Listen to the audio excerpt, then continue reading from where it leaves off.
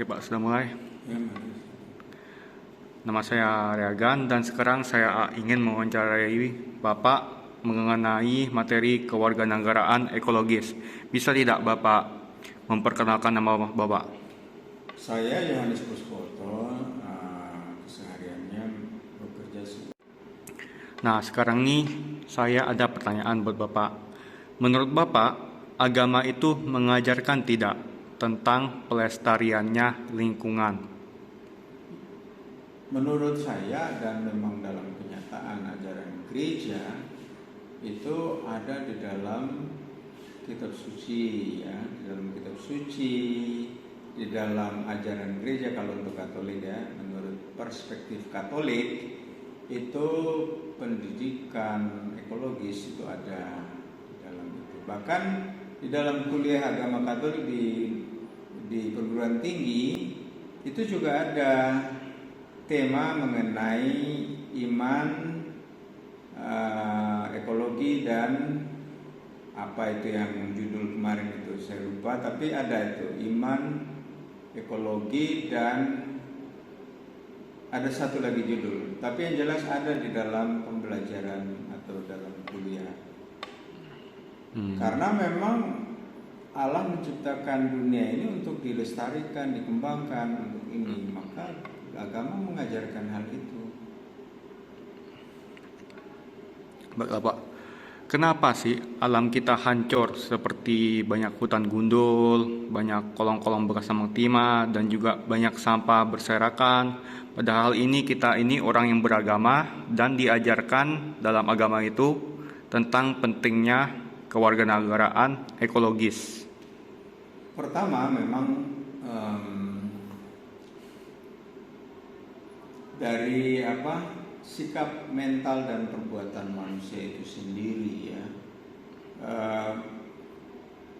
Memang dalam proses mengembangkan alam ciptaan Tuhan, lingkungan hidup itu ada dua tujuan. Tujuan pertama itu memang dalam usaha untuk kemaslahatan atau kesejahteraan manusia, maka pengembangan lingkungan hidup, usaha-usaha untuk eksploitasi itu orientasinya kepada kemaslahatan. Itu umumnya biasanya kemudian di recovery kembali, sehingga alam atau lingkungan itu menjadi pulih kembali untuk kemudian bermanfaat lagi generasi yang berikut.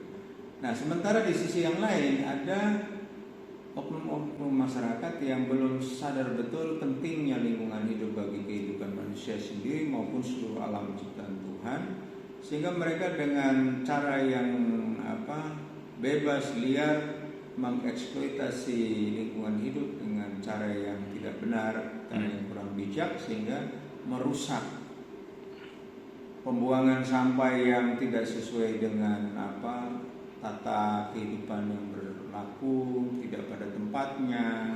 Itu juga menjadikan persoalan tersendiri, masalah sampah itu, bahkan itu menjadi persoalan global, ya.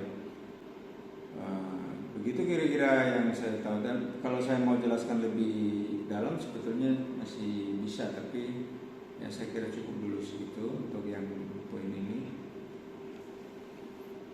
Apakah menurut Bapak penting untuk mengajarkan anak-anak mengenai pelestarian lingkungan? Bukan hanya penting, tetapi sangat-sangat penting. Karena kalau tidak demikian, nanti siapa lagi yang akan melestarikan lingkungan kalau bukan generasi kita sendiri, apalagi anak-anak. Tapi justru sebetulnya harus mulai dengan upaya untuk mempertobatkan orang-orang dewasa yang suka secara liar mengeksploitasi lingkungan hidup, merusak dan sebagainya. Nah, yang kemudian diturunkan kepada anak-anak generasi berikutnya, anak muda, anak-anak, remaja, yang kita harus sudah mulai menanamkan betul-betul bahwa alam atau lingkungan hidup itu sangat penting bagi seluruh sistem ekologi, sistem ekosistem kehidupan, baik alam itu sendiri maupun manusia itu sendiri. Karena jika tidak demikian maka akan mengganggu seluruh tata kehidupan. Dan mereka, anak-anak itu harus ditanamkan betul sikap moral mereka terhadap lingkungan hidup, baik secara teoritis maupun dalam praksis. Mereka juga ikut dilatih, dibiasakan untuk memelihara lingkungan hidup, melestarikan lingkungan hidup dengan cara macam-macam. Buang sampah di tempatnya, kemudian kalau ada yang rusak diajari, dibiasakan untuk memulihkan kembali melalui penanaman-penanaman dan seterusnya. Tidak membakar sembarangan sehingga menimbulkan polusi yang merusak alam atau lingkungan. Menurut Bapak sendiri, media sosial itu bisa nggak sih membantu dalam pelestarian lingkungan? Sangat bisa. Mengapa? Karena daya dari media sosial itu cukup luas. Memang tidak semua orang tertarik untuk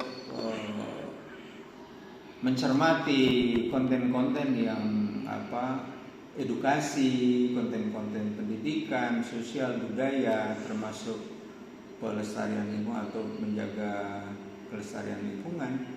Tetapi dengan konten-konten yang menarik, yang didesain secara bagus, mudah-mudahan bisa menimbulkan daya tarik para viewers, para penonton untuk kemudian melihat, oh ternyata sangat penting untuk menjaga kelestarian hidup, kelestarian lingkungan hidup sehingga berguna bagi masyarakat sampai generasi-generasi selanjutnya.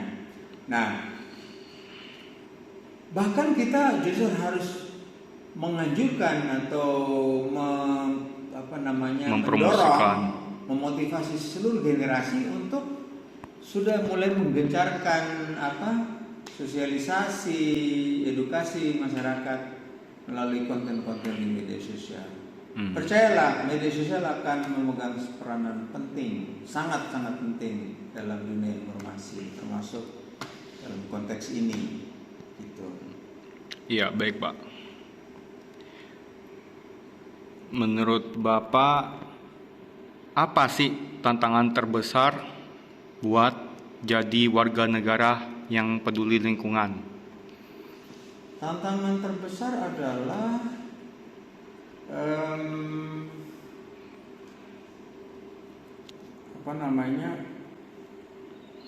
kepentingan pribadi dan golongan, ya.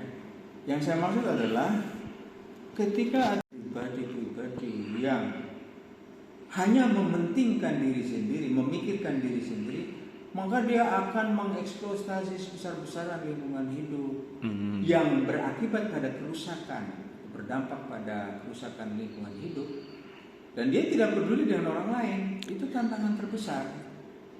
Tantangan terbesar yang kedua adalah setelah itu rusak, orang meninggalkan begitu saja, tanpa ada tanggung jawab moral untuk memperbaiki atau membalikkan lingkungan hidup yang sudah dirusak itu. Kemudian mental masyarakat yang lain juga yang kemudian masa bodoh, itu bukan urusan gue, kan gitu. Jadi singkatnya atau poinnya adalah justru tantangan terbesar adalah dalam diri manusia itu sendiri. Punya goodwill atau tidak terhadap kelestarian lingkungan. Dan tidak ada, nggak bisa. Iya. Ini Pak, pertanyaan terakhir saya. Menurut Bapak, apa saja yang bisa kita lakukan untuk mendukung pelestarian lingkungan? Banyak. Pertama jadi kesadaran mental pikiran, pikiran, mental, sikap dan perbuatan. Itu penanaman itu dalam ranah kognitif itu pendidikan terus-menerus pendidikan terus-menerus yang tiada hentinya. Kemudian yang kedua, praksis yang paling penting. Yang paling penting adalah praksis. Jadi kita tadi bicara dalam pendidikan dalam tataran teori, pendidikan yang teoritis. Yang teoritis itu kemudian dipraksiskan, dilaksanakan, diimplementasikan dalam kehidupan. Ya kalau ada sampah ya sudah bereskan. Bikin aksi-aksi sosial masyarakat bersama seluruh umat beragama untuk kemudian menanggulangi persoalan sampah, persoalan kebakaran hutan, persoalan yang lain. Intinya dalam praksis yang harus kita beri. Dan yang ketiga adalah pendidikan melalui media sosial. Media sosial itu juga sangat penting peranannya dalam proses mengedukasi masyarakat dalam kaitan dengan kelestarian lingkungan ini. Jadi kita tidak boleh bosan-bosan untuk itu. Jadi untuk saat ini saya berpikir 3 poin itu. Pendidikan secara teoritis melalui jalur formal, non formal, informal, kemudian praktek langsung kehidupan sehari-hari, kita lihat kondisi, kita selesaikan, kita tanggulangi, dan yang ketiga pendidikan yang terus-menerus secara intens melalui media sosial. Baiklah Pak, itu saja semuanya, dan terima kasih sudah mengizinkan saya untuk mewawancari Bapak. Ya, saya juga terima kasih karena dengan demikian saya melihat bahwa saudara juga punya kepedulian terhadap lingkungan. Nah, sekarang sebagai pembuktian adalah you sendiri nanti bisa menjadi aktor kelestarian lingkungan sendiri. Ya Pak. Ya Pak. Kalau melihat di UBB ini ada situasi yang perlu diperbaiki, silakan ajak teman-teman untuk aksi sosial pelestarian lingkungan hidup di lokasi atau di lingkungan UBB. Itu aksi nyata. Itu. Baik Pak. Ya.